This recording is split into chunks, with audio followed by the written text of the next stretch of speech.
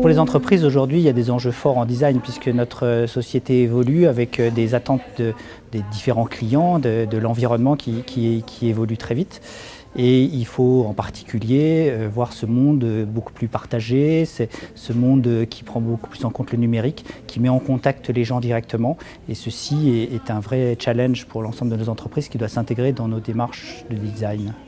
Alors le groupe La Poste, il est au cœur d'un changement au sein de ses démarches de service, au sein de sa démarche de design, en particulier puisque alors que je pense qu'avant La Poste était un lieu où on se rendait, où on faisait beaucoup de démarches directement, avec une présence physique, une relation humaine, en utilisant du papier, du timbre, du chèque. On passe à une société où tout cela se virtualise. Il faut maintenir ce lien de territoire, ce lien humain, cette proximité, tout en rendant compte aux attentes de modernité, de facilité.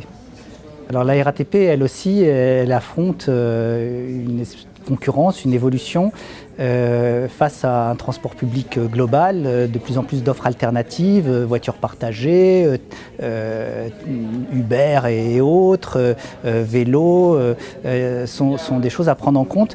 Et donc dans notre démarche de design, il faut à la fois prendre en compte ce besoin de diversité, mais il faut aussi prendre en compte la concurrence qui arrive et donc le besoin de faire des choses qui ont un coût donné, une exploitabilité, une maintenabilité facile.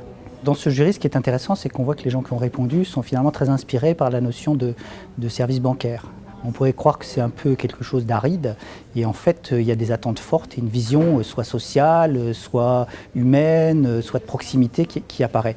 Alors pour moi qui suis extérieur au groupe La Poste et à la Banque Postale, ce qui est intéressant dans les débats, c'est que des fois des choses qui nous paraissent totalement innovantes, à nous extérieurs, on a l'impression que la Banque Postale y travaille déjà ou est très avancée sur le sujet et on l'ignore.